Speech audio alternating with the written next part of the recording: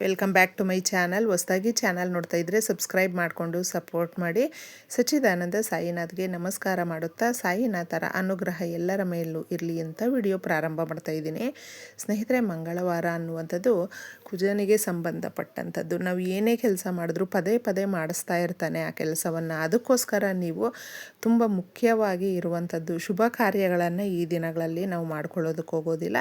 ಆದರೆ ದೈವಿಕ ಶಕ್ತಿ ಅನ್ನೋದು ಹೆಚ್ಚಾಗೋದಕ್ಕೆ ಅಮ್ಮನವರ ಪೂಜೆಗಳನ್ನು ಮಾಡ್ಕೊಳ್ತೀವಿ. ಅಂದರೆ ಮಂಗಳವಾರ ತಪ್ಪದೆ ಕೆಲವೊಂದು ಪರಿಹಾರಗಳನ್ನು ಮಾಡಿಕೊಳ್ಳುವಂಥದ್ದು ಹಾಗೂ ನಮ್ಮ ಮನೆಯಲ್ಲಿ ಸ್ವಲ್ಪ ಬದಲಾವಣೆಗಳನ್ನು ಮಾಡಿಕೊಂಡಾಗ ಅಡುಗೆ ಮನೆಯಲ್ಲಿ ನಾವು ಕೆಲಸಗಳು ಮಾಡ್ತೀವಲ್ವ, ಆ ಒಂದು ಅಡುಗೆಯಲ್ಲಿ ಬದಲಾವಣೆ ಅನ್ನೋದು ಮಾಡಿಕೊಂಡಾಗ ಅಭಿವೃದ್ಧಿ ಅನ್ನೋದು ತಾನಾಗೆ ಬಂದುಬಿಡುತ್ತೆ. ಯಾಕಂದರೆ ನಾವು ಮಾಡುವಂಥ ಕೆಲಸಗಳು ಅಭಿವೃದ್ಧಿಯ ದಾರಿಯನ್ನು ಸೂಚಿಸುತ್ತೆ. ಇದನ್ನು ನೀವು ನಂಬಿದ್ರೂ ಬಿಟ್ಟರು ಈ ಪರಿಹಾರಗಳನ್ನು ಸ್ವಲ್ಪ ನೀವು ಈ ಒಂದು ಚೇಂಜಸ್ ಮಾಡ್ಕೊಂಡು ನೋಡಿ.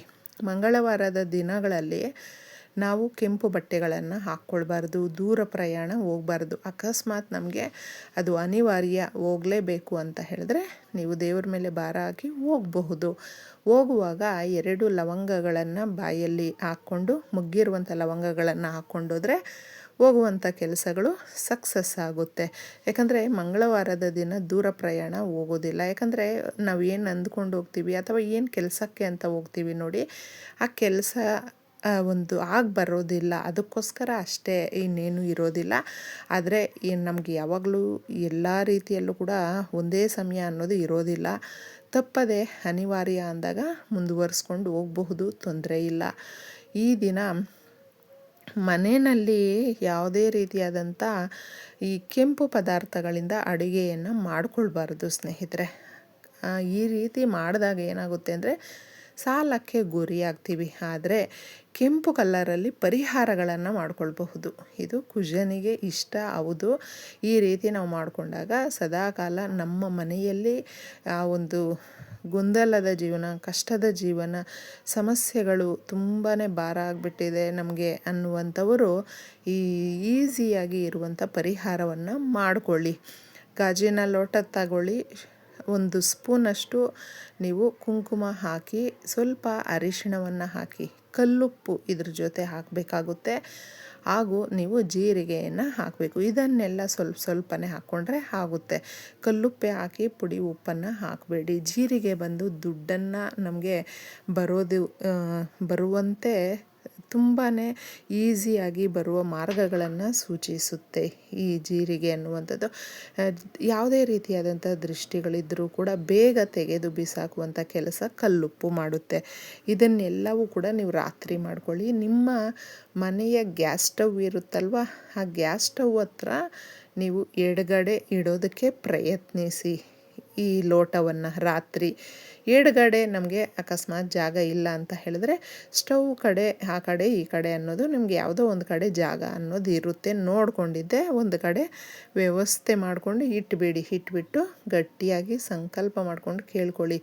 ಹೆಣ್ಮಕ್ಳಿಗೆ ಎಲ್ಲ ರೀತಿಯಲ್ಲೂ ಕೂಡ ಮನೆಯಲ್ಲಿ ಒಂದು ಸೂಕ್ಷ್ಮತೆಗಳು ಅನ್ನೋದು ಜಾಸ್ತಿನೇ ಗೊತ್ತಿರುತ್ತೆ. ಅಂದರೆ ಏನು ಬೇಕು, ಏನು ಬೇಡ, ಯಾವ ಕಷ್ಟ ಇದೆ ಮನೆಯಲ್ಲಿ, ಯಾರಿಗೇನು ಅಗತ್ಯ ಇದೆ, ಎಲ್ಲವನ್ನೂ ಕೂಡ ತೂಗಿಸ್ಕೊಂಡು ಸಂಸಾರವನ್ನು ಹೋಗುವಂಥದ್ದು ಹೆಣ್ಮಕ್ಳು. ಅದಕ್ಕೋಸ್ಕರ ಹೆಣ್ಮಕ್ಳು ಪರಿಹಾರಗಳನ್ನು ಮಾಡಿಕೊಂಡಾಗ ಆ ಮನೆ ಅಭಿವೃದ್ಧಿ ಅನ್ನೋದಾಗುತ್ತೆ. ತುಂಬ ನೆಮ್ಮದಿಯಾಗಿರ್ತಾರೆ. ಮನೆಯಲ್ಲಿರುವಂಥ ಸದಸ್ಯರು ಎಲ್ಲರೂ ಕೂಡ ಚೆನ್ನಾಗಿರ್ತಾರೆ.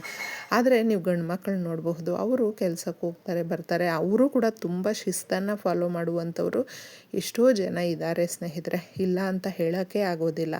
ಯಾಕಂದರೆ ಈ ಪರಿಹಾರಗಳನ್ನು ಯಾರಿಗೆ ನಂಬಿಕೆ ಇರುತ್ತೆ ನೋಡಿ, ಅವ್ರು ಮಾಡಿಕೊಂಡ್ರೆ ತುಂಬ ಒಳ್ಳೆಯದಾಗುತ್ತೆ. ಇದನ್ನು ನೀವು ರಾತ್ರಿ ಮಾಡ್ಕೊಳ್ತೀರ, ರಾತ್ರಿ ಇಟ್ಬಿಟ್ಟು ತದನಂತರ ಮಾರನೇ ದಿನ ಅದನ್ನು ತಗೊಂಡೋಗಿದ್ದೆ ಚರಂಡಿಗೆ ಎಲ್ಲಾದರೂ ಹಾಕಿಬಿಡಿ. ರಾತ್ರಿ ಪೂರ್ತಿ ಆ ಒಂದು ನಾವು ಲೈಟ್ ಆಫ್ ಮಾಡಿ ಮಲ್ಕೊಂಡಿರ್ತೀವಲ್ವ, ಆ ಸಮಯದಲ್ಲಿ ನಕಾರಾತ್ಮಕ ಶಕ್ತಿಗಳನ್ನು ಅದರ ಪ್ರಭಾವ ಅನ್ನೋದು ತೋರಿಸ್ತಾ ಇರುತ್ತೆ. ಈ ಕೆಲಸ ಅಂದರೆ ಈ ಲೋಟದಲ್ಲಿ ಹಾಕಿರುವಂಥ ಪ್ರತಿ ವಸ್ತು ಕೂಡ ಅದರ ಕೆಲಸವನ್ನು ಮಾಡ್ತಾ ಇರುತ್ತೆ ಸ್ನೇಹಿತರೆ. ಅದಕ್ಕೆ ಒಳ್ಳೆ ಒಂದು ದಿನಗಳು ನಮಗೂ ಬರಲಿ ಅನ್ನೋದಕ್ಕೆ ಈ ಪರಿಹಾರವನ್ನು ನಂಬಿಕೆ ಇಟ್ಟು ಮಾಡ್ಕೊಳ್ಳಿ. ಮಾರನೇ ದಿನ ಅದನ್ನು ತಗೊಂಡೋಗಿ ಚರಂಡಿ ನೀರಿಗೆ ಎಸೆದುಬಿಡಿ. ಇನ್ನೊಂದು ಪರಿಹಾರವನ್ನು ಇಲ್ಲಿ ತಿಳಿಸ್ತಾ ಇದ್ದೀನಿ. ಎಷ್ಟೋ ದೋಷಗಳು ತುಂಬಿದೆ ನಮ್ಮ ಮನೆಯಲ್ಲಿ ಅನ್ನುವಂಥವರು ದೋಷ ಪರಿಹಾರಗಳು ಮಾಡ್ಕೊಳ್ಳೋದಕ್ಕೆ ಎಷ್ಟೋ ಜನ ಖರ್ಚು ಮಾಡಬೇಕಾಗುತ್ತೆ. ಆ ಖರ್ಚನ್ನು ಮಾಡ್ಕೊಳ್ಳೋದಕ್ಕೂ ಕೂಡ ನಮಗೆ ವ್ಯವಸ್ಥೆ ಇಲ್ಲ ಅನ್ನುವಂಥವರು ಈಸಿಯಾಗಿ ನಮ್ಮ ಮನೆಯ ಹತ್ತಿರ ಇರುವಂಥ ಕರಿಬೇವಿನ ಸೊಪ್ಪು ಒಂದು 5-6 ಎಲೆಗಳು ತಗೊಂಡ್ರೆ ಸಾಕಾಗುತ್ತೆ. ಇದನ್ನು ನೀವು ಯಾವಾಗ ಬೇಕಾದರೂ ವಾರಕ್ಕೊಂದು ಸಾರಿ ಅಥವಾ 2 ಸಾರಿ ಮನೆಯಲ್ಲಿ ಮಾಡ್ಕೊಳ್ತಾ ಇರಬಹುದು ಸ್ನೇಹಿತರೆ. ಇದನ್ನು ಸ್ವಲ್ಪ ಒಂದು 5-6 ಎಲೆಗಳನ್ನು ಹಾಕ್ಕೊಳ್ಳಿ. ನೀವು ಸಾಂಬ್ರಾಣಿ ಹಾಕುವಂಥದ್ದು, ದೀಪ ಇಟ್ಕೊಂಡಿರ್ತೀರೋ ಅಥವಾ ಮಣ್ಣಿನ ಪ್ಲೇಟ್ ಇಟ್ಕೊಂಡಿರ್ತೀರೋ, ಬೌಲ್ ಥರ ಇಟ್ಕೊಂಡಿರ್ತೀರೋ ಯಾವುದಾದ್ರೂ ಪರವಾಗಿಲ್ಲ ತಗೊಳ್ಳಿ. ಅದರ ಒಳಗಡೆ ಇದನ್ನು ಎಲೆಗಳನ್ನು ಬಿಡಿಸಿ ಹಾಕ್ಬಿಟ್ಟು ಸ್ವಲ್ಪ ಕರ್ಪೂರವನ್ನು ಪುಡಿ ಮಾಡಿಬಿಟ್ಟು ಹಾಕಬೇಕು. ಏಲಕ್ಕಿಯನ್ನು ಒಂದು 5 ಹಾಕ್ಕೊಳ್ಳಿ. ಏಲಕ್ಕಿ ಅನ್ನುವಂಥದ್ದು ನಮ್ಮ ಮನೆಗೆ ಸಂಪತ್ತನ್ನು ತರುತ್ತೆ. ಇರುವಂಥ ನಕಾರಾತ್ಮಕ ಶಕ್ತಿಗಳನ್ನು ಅದು ದೂರ ಮಾಡುವಂಥ ಕೆಲಸ ಮಾಡುತ್ತೆ. ಅದರಲ್ಲಿ ಬರುವಂಥ ಆ ಸುಗಂಧ ಇರುತ್ತಲ್ವ, ಕರ್ಪೂರದ ಪುಡಿ ಹಾಗೂ ಏಲಕ್ಕಿ ಇದನ್ನು ಸುಡುವಾಗ ಬರುವಂಥ ಸುಗಂಧ ನಮ್ಮ ಮನೆಯೆಲ್ಲ ಹರಡುತ್ತೆ. ಆಗ ನಕಾರಾತ್ಮಕ ಶಕ್ತಿ ಎಲ್ಲವೂ ಕೂಡ ಹೇಳ್ಕೊಳ್ಳುವಂಥ ಕೆಲಸ ಈ ಒಂದು ವಸ್ತುಗಳು ಮಾಡ್ತಾ ಇರುತ್ತೆ. ಅದು ನಮ್ಮ ಕಣ್ಣಿಗೆ ಕಾಣಿಸೋದಿಲ್ಲ.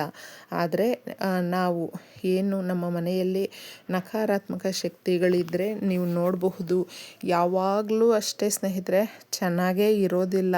ಯಾವ ಸಂಬಂಧಗಳು ಅಲ್ಲಿ ಇರುತ್ತೋ, ತಂದೆ ತಾಯಿ ಇರಬಹುದು, ಗಂಡ ಹೆಂಡ್ತಿ ಇರಬಹುದು, ಮಕ್ಕಳಿರಬಹುದು, ಯಾವುದೇ ಸಂಬಂಧ ಆದರೂ ಕೂಡ ನೆಮ್ಮದಿಯ ಜೀವನ ಅನ್ನೋದೇ ಇರೋದಿಲ್ಲ.